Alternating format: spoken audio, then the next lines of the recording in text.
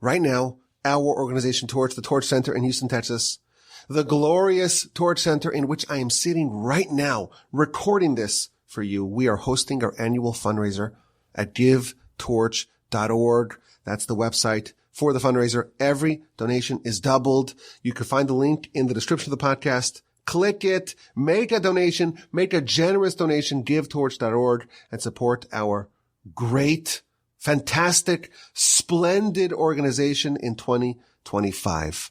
I had a conversation with my colleague, and he told me that every year when you have the fundraiser, so you make an appeal, a pitch before the podcast, but they're way too long. Trim it down, shorten it a bit. A bit of brevity is called for. Just give them a link, givetorch.org, and call it a day and let them go to the podcast. But I think it's important for me to tell you why I'm asking you for your support. I don't want to inconvenience you. So if you have already made a donation, first of all, thank you so much. Thank you so much. I appreciate your support.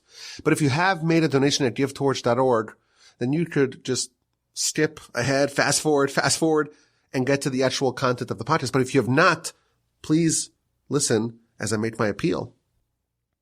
Our organization Torch, we're a nonprofit. We don't charge money. We don't have membership or membership. We don't charge for our classes, for the facility of the Torch Center.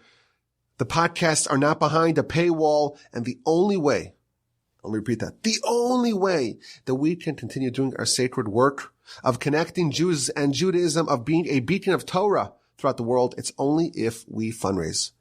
We have to do this. There's no other option. When I went to rabbi school, this was not part of the curriculum, but it is part of the job.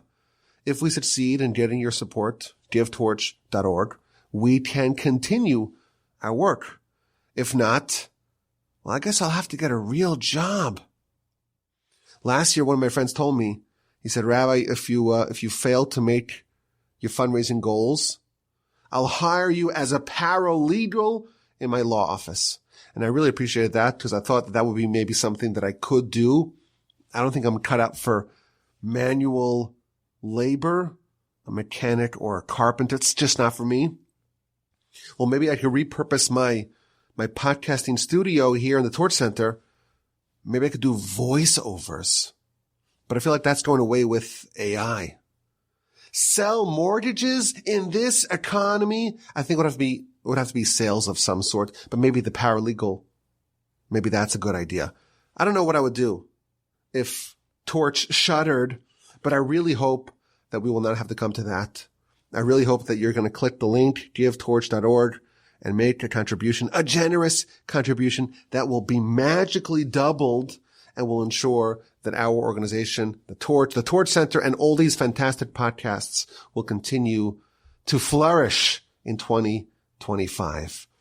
Our organization has a philosophy to not try to fundraise every year, to not make appeals once a month, and to do dinners or Chinese auctions or all sorts of gimmicks to fundraise. We try to compress all of our fundraising into one campaign. It takes a week, maybe a week and a half, maybe 2 weeks, but we try to get everyone to pitch in. All of our friends, all of our listeners, all of our past donors, everyone to contribute, give their annual gift to Torch, do what you can do, support our great work. And this is happening right now. So again, I'm asking for your friendship and your support and your partnership. Visit givetorch.org. Every donation is doubled. Give what you can give and help make this campaign a success. So I'll ask you to pause the button, hit pause on the recording, visit givetorch.org and give what you can give to support the great work of Torch and the podcast. Okay, I'll wait. I'm not going anywhere. Hit the pause button. Take your time. Okay. If you listened and made a donation, then now you can fast forward until the podcast. But if you haven't been convinced, I want to try to persuade you. And I say this, try to be as sincere as possible.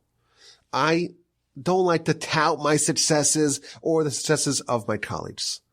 But I really think that we're doing a fantastic job in our mission.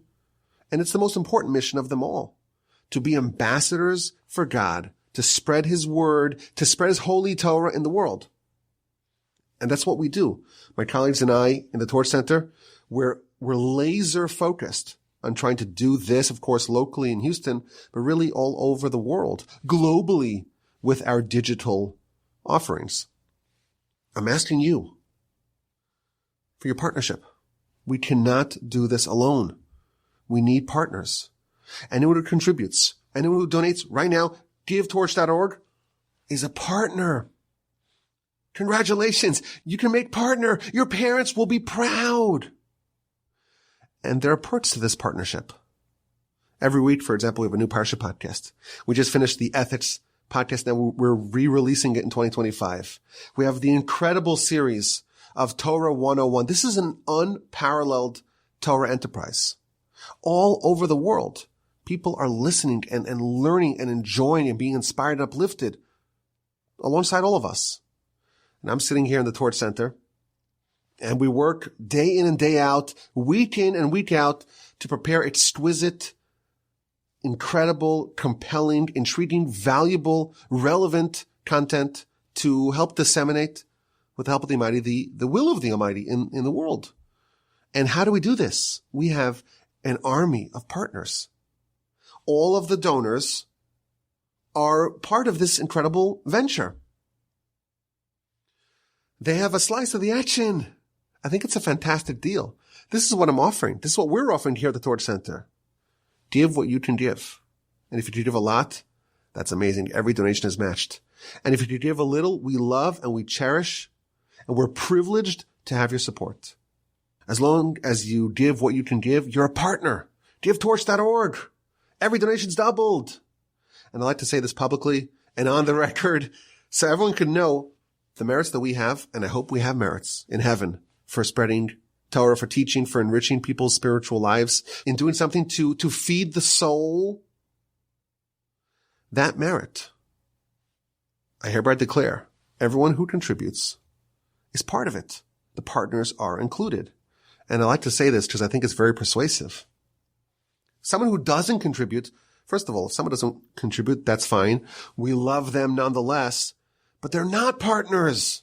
And that's so unfortunate. And they wouldn't get the merits. And that's so unfortunate. The Torch fundraiser, it's at givetorch.org. This is the only annual fundraiser.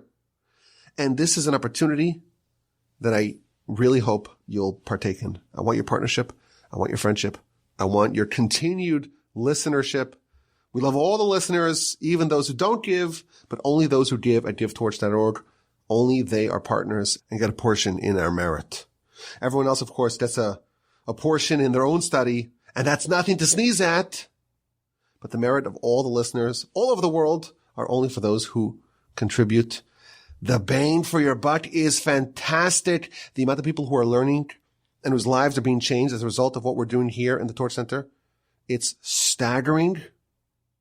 And I know you may be thinking, I want to skip ahead to get to the content of the podcast. But I'm urging you, please press pause, visit the fundraiser, givetorch.org.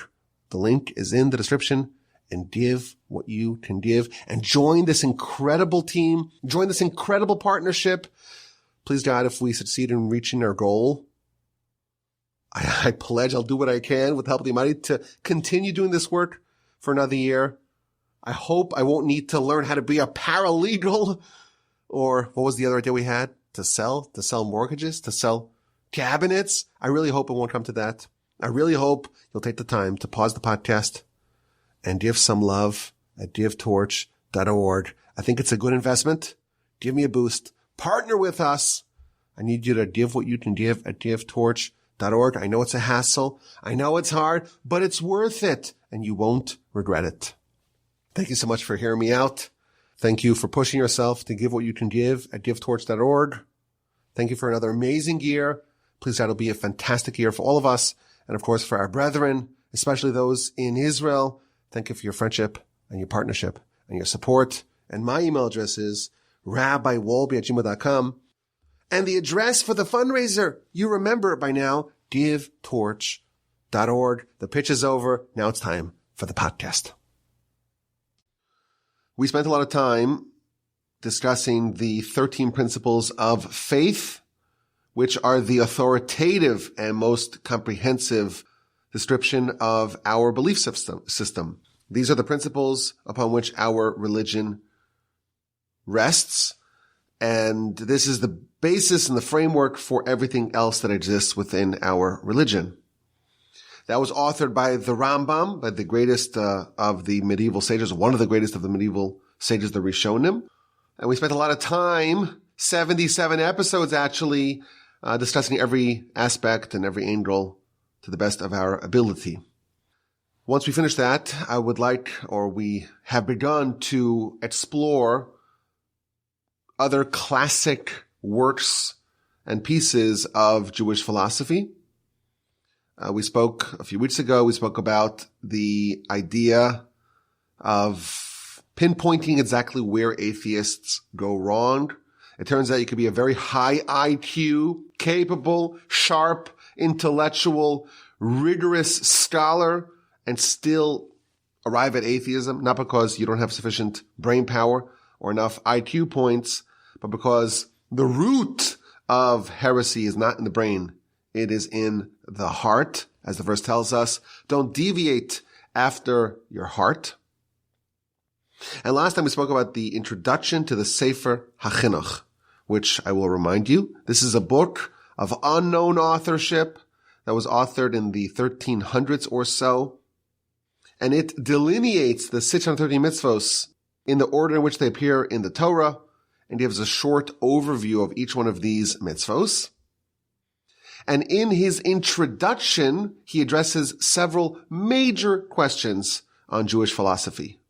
And the first question that we talked about last time is, how do we know it's true? We have the Almighty's holy Torah, but maybe, just maybe, it was all made up.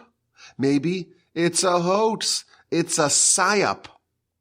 That's a very serious and very legitimate question, and one that he addresses, and he spoke about the idea of testimony and why testimony creates believability and why we can assume veracity when there is testimony. And of course, more people testifying to an event, that gives us more believability. With fewer people testifying to an event, we have less believability. And then he focuses on the founding event of our religion, the Sinai revelation, where we have 600,000 adult male eyewitnesses, not including adult females or children.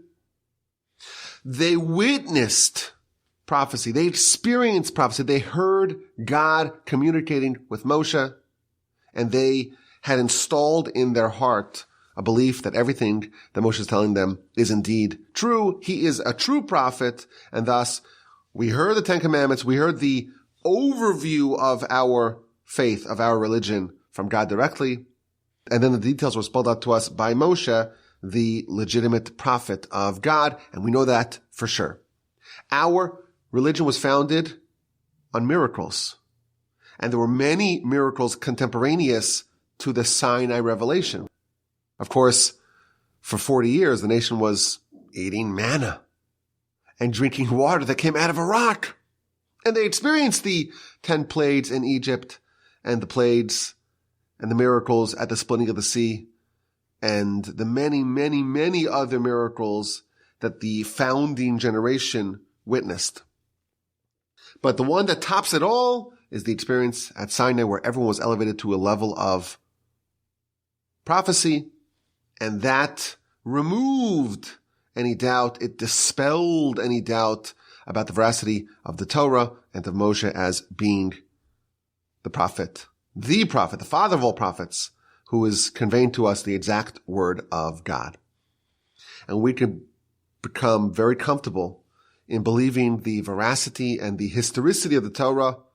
And we can be more comfortable that not only is this believable, but there's more evidence and more support and more logic behind it, more than any other historical event. I used to have a very sharp formulation. There are a group of people, unfortunately, who are Holocaust deniers. And even though there's such an abundance of evidence, and the perpetrators themselves testified to it, and the documentation and the eyewitness accounts and the other historical facts are really undeniable, but people will find a way to deny because of one reason or another. And it's irritating and it's enraging to hear where people just deny this, this worst atrocity in all of human history, which happened recently. People will deny it. So I have a particularly sharp formulation that's irritating to some people, and I apologize. There's way, way, way more evidence to the sign of Revelation than to the Holocaust. There are more people who witnessed it, and they witnessed it all at once, and they perpetuated it to their children, and no one ever challenged it. And again, I mentioned this last time, this generation, they executed people for what we would think, absent the Torah, were very minor offenses. One guy carries twigs on Shabbos. Come on! Is that such a serious crime? In our eyes, it wouldn't be. But because we know that the Almighty said that Mechalalei Amos Yumas, those who violate the Shabbos shall be executed, we did it. We executed based upon our 100% believability. We were 1,000% convinced that this was real, and this was divine, and this was proper, and this is true. That's the first subject that the Sefer HaChinuch addresses in his introduction. And then he proceeds to address some very other interesting questions, like why did God create humans?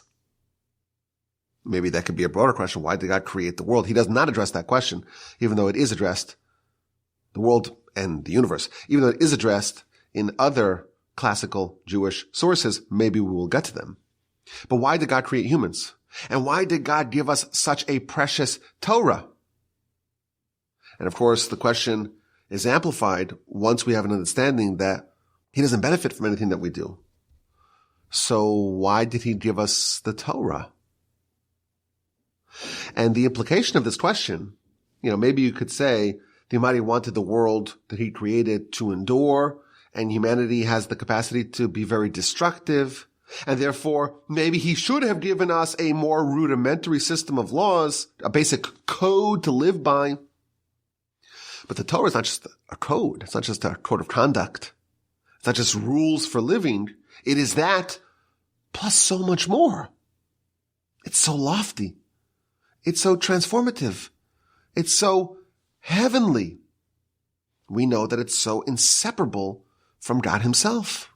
The best way to cleave to God is via his Torah. It precedes the world. It is the blueprint, in fact, that God used to create the world.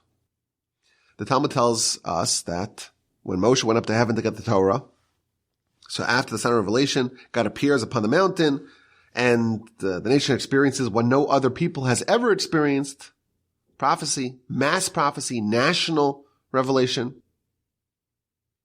Moshe goes up to heaven to get the Torah. And that's very unusual. There's someone in heaven who shouldn't be there. There is a creature of flesh and blood born to a woman in heaven.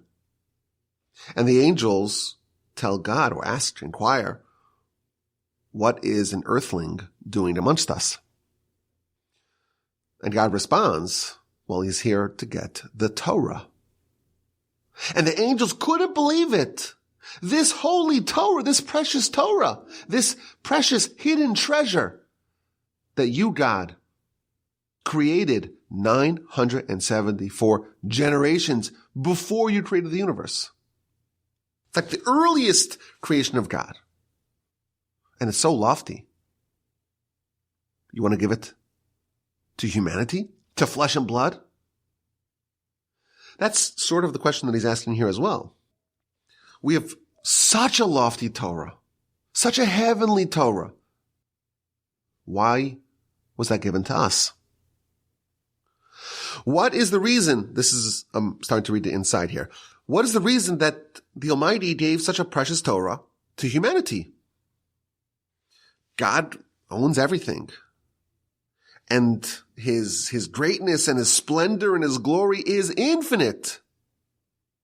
And the fact that there are some humans who have a little bit understanding of God via his Torah, that doesn't make God's honor any bigger, any greater. Because if God's honor and glory is infinite, well, infinite, you can't add or subtract from it. So there's no way for us to impact, so to speak, the honor and the glory and the splendor of God. Why do we have a Torah? And he's going to answer the question. Well, first he's going to say we really don't have a correct answer to the question. But when he does answer the question, he's going to also say, well, why do we exist? So this is kind of a really foundational, fundamental insight that we're going to hear. But again, the first thing he tells us is that our capacity to ask this question and to get an accurate answer, that is severely limited. Why? Because our intellect, compared to God's intellect, it's very small. The ways of God, the thoughts, so to speak, of God are way loftier than our thoughts. We are a little bit hubristic in thinking just the extent of our own mind and own intellect.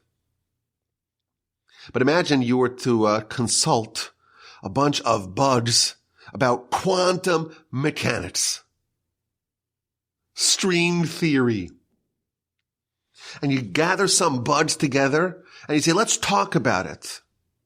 Well, it's silly because they don't have the mind, the understanding, the vocabulary, the means of communication. There's no way for you to possibly talk to them about this. There's a very big gulf separating your intelligence and theirs. Now, what's the gulf separating our intelligence and God's? It's way more than the distance between a bug and a human and a scientist, even PhD level. I imagine the difference between that times 500 million, okay? That's the difference between our intellect and God. Really, it's a lot more. It's infinite. But how could we possibly even, be so bold and audacious to think that we can actually get an answer to this question? How can we possibly get an answer to this question? We don't have the ability at all to understand the ways of God. Nevertheless, there's something that we can understand. The Almighty did everything for a reason. There's nothing that exists that's purposeless.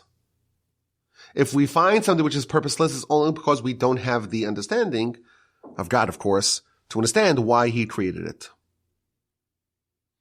And we can find maybe a little bit of a reason as to why the Almighty gave us his Torah. Now, I will point out, just as an aside, this is emblematic of a lot of this book. Again, this is an introduction to a book that talks about mitzvos. 613 mitzvos, and organized in the order which appears in the Torah. And in every mitzvah, he gives us a little bit of an overview of the mitzvah, a little snapshot of the mitzvah, but also he talks about the reason for a mitzvah. And many times throughout his book, he says, well, the real reason for any mitzvah is because, well, God told you to do it. You listen. And you cannot possibly fathom the ways of God and the full extent of the reasons why God said what he said, why God did what he did. But nevertheless, maybe there's some little bit of understanding that can even be understood by a puny human brain. Same thing over here. The question, why do we have such a holy, lofty, elevated, ethereal Torah? That question we don't really have an answer to. Nevertheless, there's a little bit of understanding that we can glean. And he tells us that after God decided to create the world, if he's going to do it, he's going to do it perfectly. And this is a theme we see throughout all the classic works on our philosophy.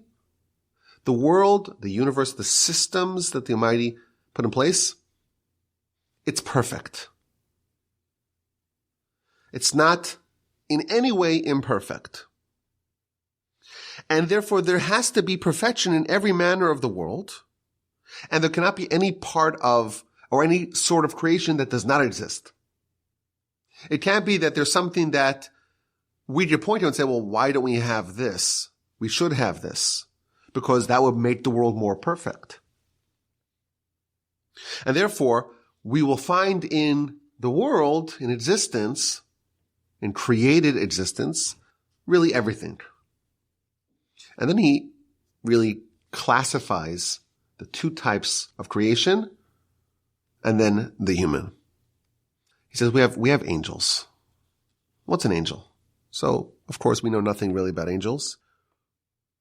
But he defines angels as spiritual beings with no corporeality. No body, no material substance, no physical existence, just spiritual, what we could call maybe intellectual existence. Even though we find in the Torah, angel takes up a human form, the three angels come to visit Abraham and so on. The angel that God revealed to Bilam and so on, many examples of it. But the essence of an angel is a spiritual creation with no physicality. And what that means, this is the subtext of what he's saying, is that there's no conflict really in an angel. Angel is not conflicted because it's just a spiritual creation with no physical component to it. So it's just spiritual. It is what it is. There's no dynamism in the angel. There's no existential conflict in the angel because the angel is just the angel. It's just a spiritual creation of God. And then on the completely opposite end of the spectrum, you have physical beings without any spiritual essence. And those are the animals. Now again, it's important to note, there's nothing that's just physical and not spiritual. Everything must have some sort of spark of spirituality, otherwise it would not have any existence. If it's completely divorced from the spiritual realm, it must cease to exist. It cannot endure. So it has some animating spiritual spark to it, but as a creation of God, this is a physical creation and not a spiritual creation. And that's why, like angels, animals are not conflicted. They are what they are. They do what they are programmed to do. I once heard it pointed out, which is fascinating. I don't remember where I heard it. So forgive me for not attributing this. Animals never, ever, ever, ever look to the heaven. The idea of, the human experience where we gaze at the galaxies and we look at the cosmos and we wonder and we think about just that grand universe that's out there and what's there. It's so mysterious to us. And we have a yearning to know more. Like that's not an experience that animals have. And some say, well, sometimes the wolves, they turn to heaven, but that's because that's how they want to make their cry. The coyote is giving a yelp or whatever the proper term is. That's not the ubiquitous human experience of knowing or yearning to know more about what's outside of us, what's beyond what we can interact with. That's not an animal experience. The animal doesn't have that draw to the spiritual. Many of the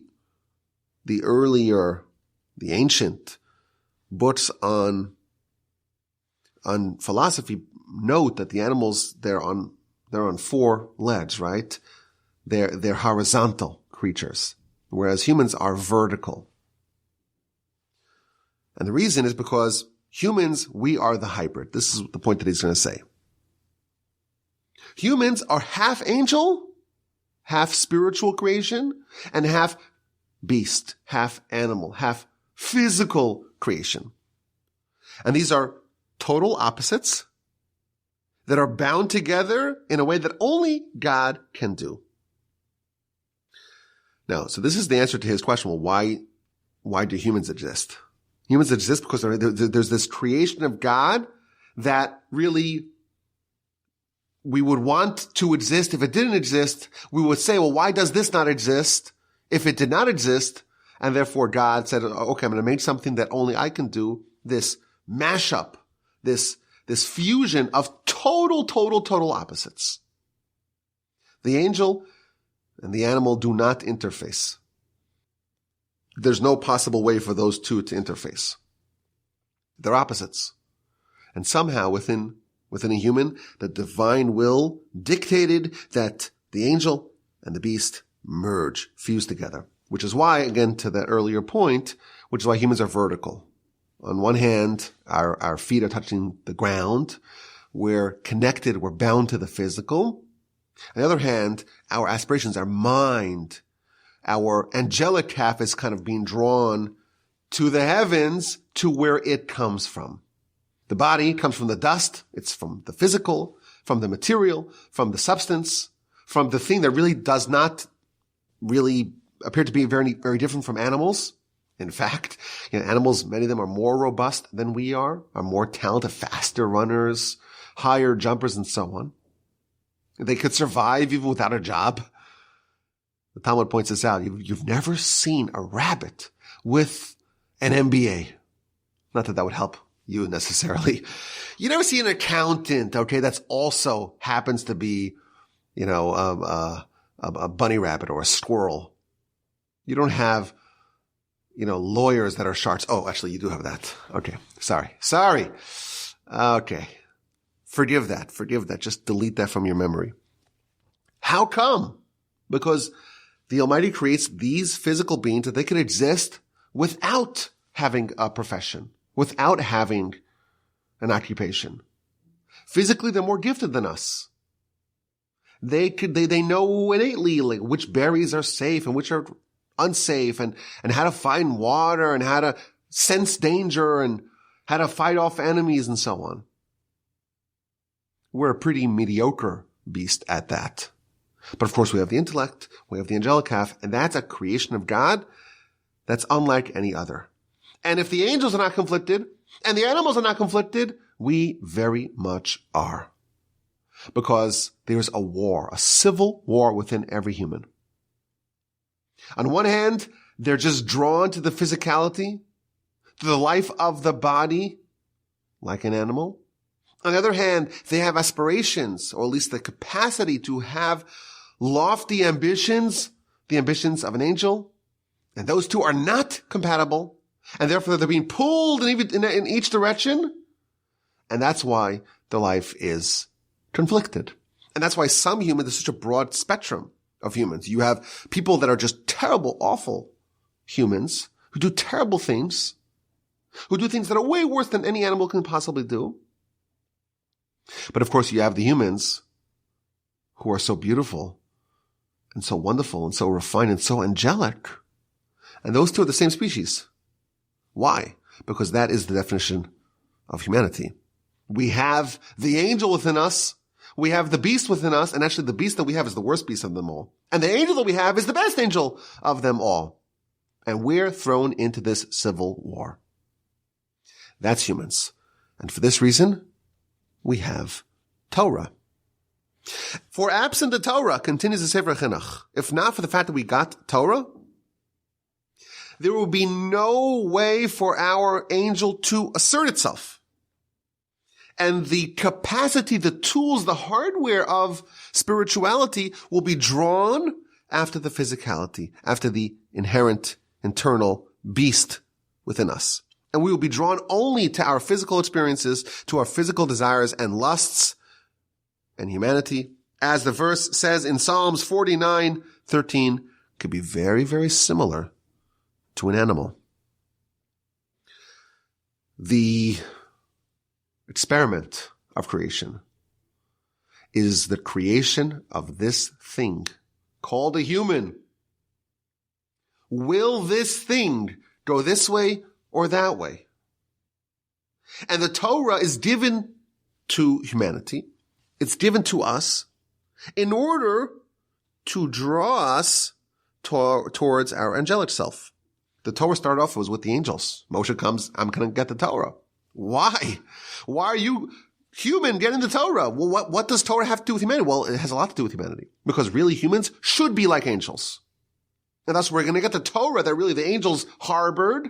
And this will make us empowered, that will empower our spiritual halves and elevate it and suppress our physical halves and enable us to transfer, so to speak, our identity to be more angel, less beast. We have the ability to be an angel, not just any angel, the loftiest of angels. And the Torah, well, that's the tool to shift us, to pivot us, to move us in the direction of our angelic half and away from the dangers that lie of us being just like an animal, and a mediocre animal at that. So this to me, like, just a fascinating piece. Like, this is an introduction to a book, one of the great classic works of its kind. And in his introduction, he's dealing with all these fantastic and stimulating and intriguing different questions on our religion and our faith. Now, we'll kind of maybe add a little bit of some commentary to what he's saying over here. He defined humans as half animal, half beast, not compatible at all, but we can choose where along that spectrum we're going to live. Like, we could be like animals, way worse even than animals, and we could live like angels, maybe even better than angels, but it's our choice, and the Torah is the tool to help us become more angels. If you examine the Torah, we have positive mitzvos, performative mitzvos, and negative mitzvos. Some perhaps may argue and say that there's really a dual purpose of Torah.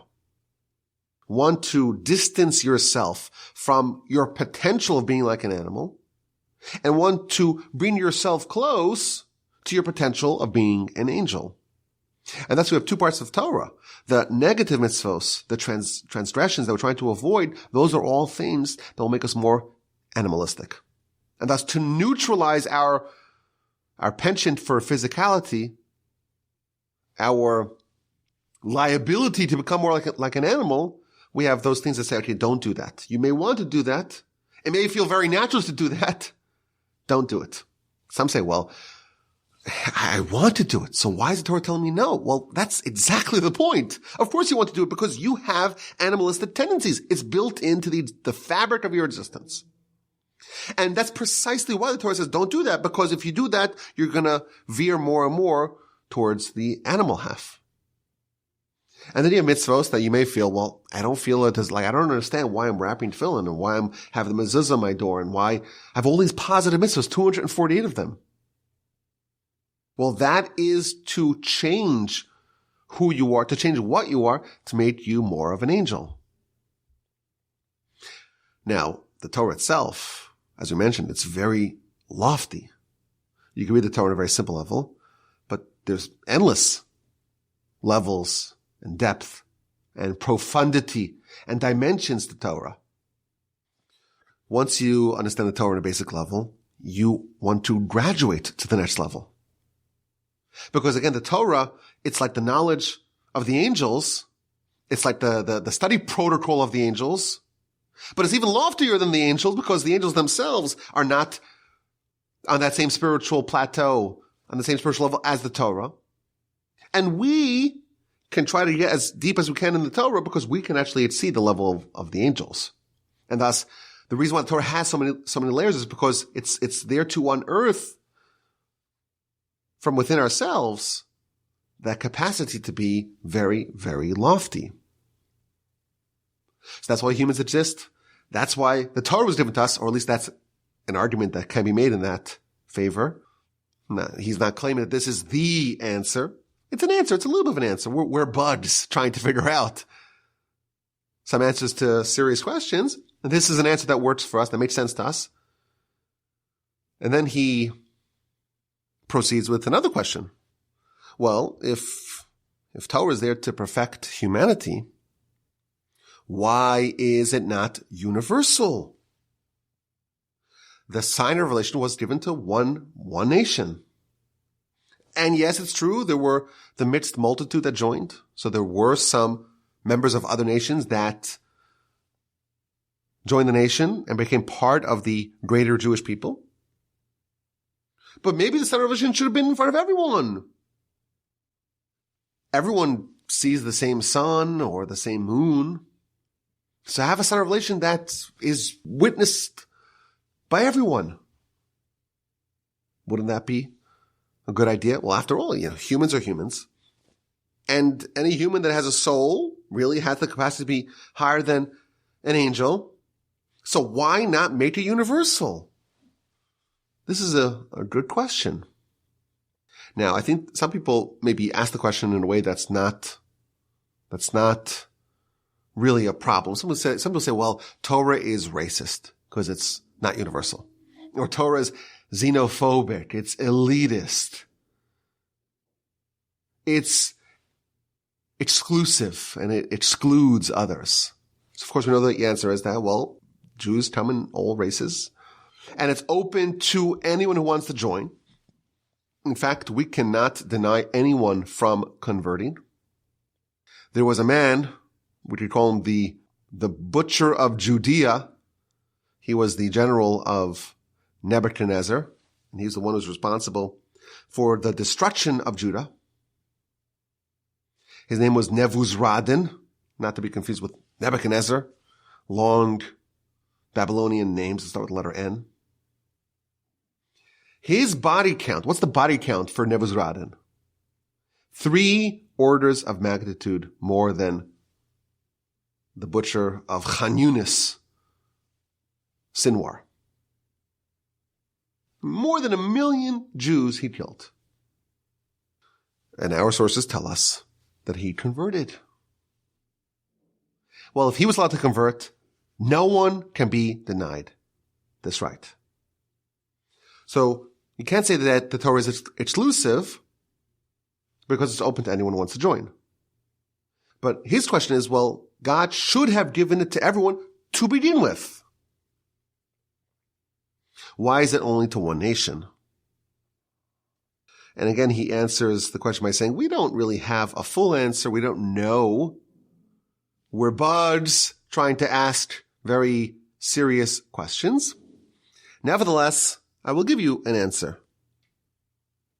And what he says is that there is diversity in the world. In every matter in this world, in this physical world, there's diversity. And some things are better than others. For example, there's some land that's very fertile. It's rich with nutrients, and whatever you plant there grows beautifully. And some places, well, it's okay, but the yield will not quite be as bountiful. And some places are more beautiful than other places. They're more aesthetically pleasing.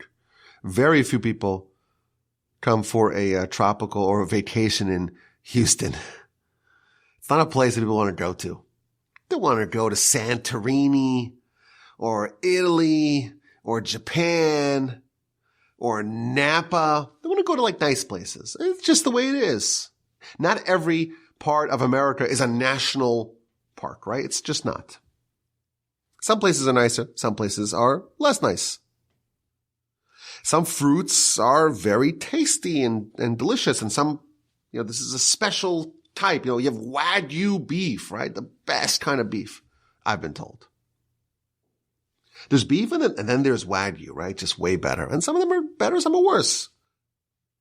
Secretariat. Like a tremendous machine. He was a horse, lots of horses, but this horse was in a class of his own. There's diversity in the world. Some are better, some are worse. There is diversity amongst humanity.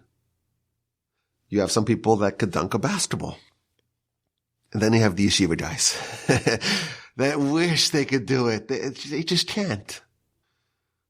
Some people have said, it's not me, some others have said, there's more Jewish owners than Jewish players. You're just designed, it's easier for you to own the team than to play on the team. It's just the way it is. You were endowed with certain skills, and everyone has certain areas where they're better and other areas where they're worse. And there's only a few people who are absolutely exceptional in any field. And therefore, amongst humanity, there's one nation that is most spiritually sensitive. And it's a small nation, 0.2%. That's like, Mensa. How many people are part of Mensa? You have to be very intelligent, apparently. But it's like what? The top 1%, the top half of 1%, the top 0.1 of 1% of the IQ scores? Not everyone's part of Mensa. Sorry, not everyone's that bright. Would you believe it? 50% of the world is below average IQ. Just by definition, right? You want to be part of Mensa? Well, it's only the 0.1%. When it comes to developing a relationship with the Almighty and having the spiritual sensitivity required to appreciate the Torah in its entirety, there's only 0.1% of the world, 0.2% of the world that qualifies. And yes, he tells us, all of humanity is given a little bit of Torah. That's the 7 universal laws, the 7 Noahide laws. So all of humanity is expected to be loftier than animals, to be more elevated, to make sure that they do embrace their angelic self. You realize you're a human, you're not an animal. But only one nation, point whatever percent of the world, they have all of Torah with the ability to achieve these transcendental heights because they are the nation that is most fitting for that role. And then he adds, even amongst the nation itself, there is a different class. You have the tribe of Levi, the Levites. The Levites, of course, in the one family amongst the Levites, that's the Kohanim, the priests. I want to be a Levite. Sorry, buddy, you can't. If you're not a Levite, you're not a Levite. If you're not a Kohen, you're not a Kohen. Why? Because they are the 0.1% of the 0.1%, and therefore they have the ability, the capacity to do the service in the temple, to perform the services of the Levites. They're in a class of their own. And then he adds, in the world, in the Kadur Haaretz, in the globe, there's one place that's most choice, the choicest place. There's one land that is special and more special than any others. In this place, a person can connect with their spiritual halves greater, in a more profound and robust way than in any other place. And that, of course, is the land of Israel, we call it today. The Holy Land. And even within the land of Israel, there's Jerusalem, which is the holiest city. And even in Jerusalem, there's the holiest little neighborhood. And even there, the Temple Mount, there's one particular spot, which is the place where the Evan Shasia was, where the foundation stone was. That's the place that's most lofty and elevated and spiritual of all places. Not every place is like that. And the desire, the plan of God is to take the choicest nation with the choicest Torah in the choicest place, and therefore to have this bastion of holiness and service of God. That is the desire of the Almighty. I will add, he doesn't say this. Again, there's more answers to these questions. Sefer HaChinuch is addressing some of the most important questions of our faith and our religion. And today we talked about, why humans exist and why we have Torah and why it's exclusive to the Jewish nation. And his answer is that, well, these people they're better equipped to be able to absorb the Almighty's holy Torah. I will add that there's also a historical component to this. He doesn't say it, but this is an idea that makes a lot of sense to me, and I believe it's also sourced in some of the other classic takes on this question. And that is, there was a man named Abraham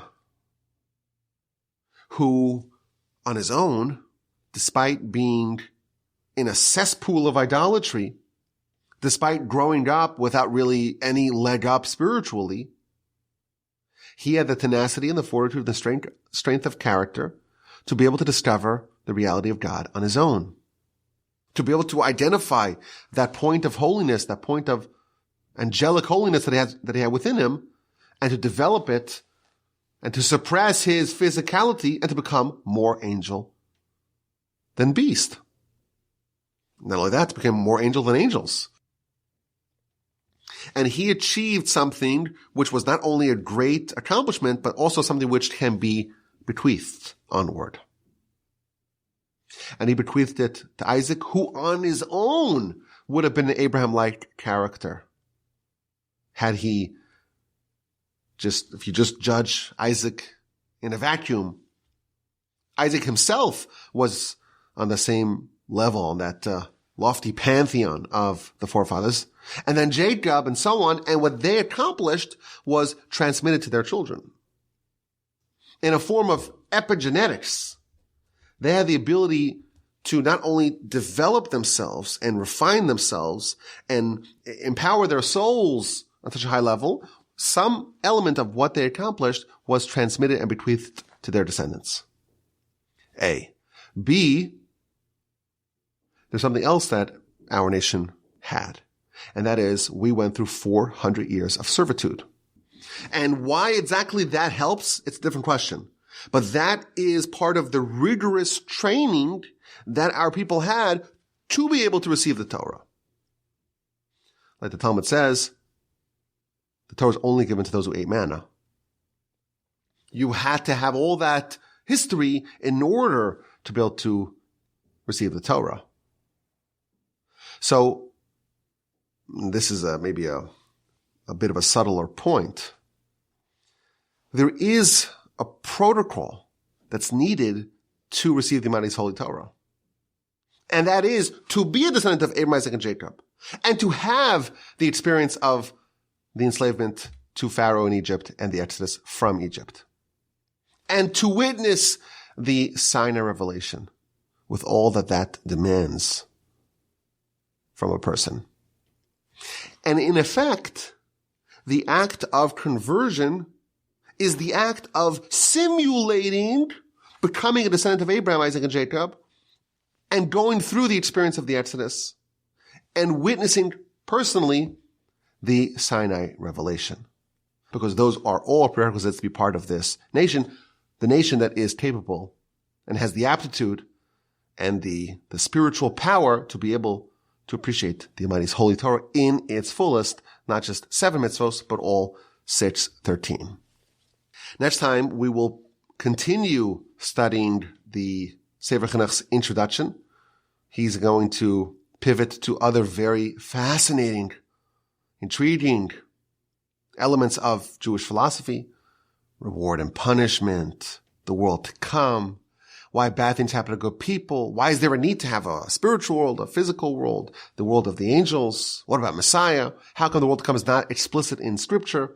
A lot of these foundational questions that undergird our religion, he will address it in his introduction. Again, we have a study here of a classic work, one of the works that is hundreds of years old, 700 or so years old, this book.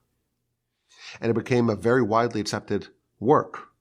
And he's addressing in his introduction some of the important questions that we need to know. So we had the first installment last time. This is the second installment. And please God, we will wrap it up with the third installment, the study of the introduction of the Sefer HaChinuch and the fantastically interesting and important subjects of inquiry that he addresses in his introduction. And please God, we will continue from the Torah Center in Houston, Texas. My email address is rabbiwolbe@gmail.com. I look forward to your questions, comments, and your feedback.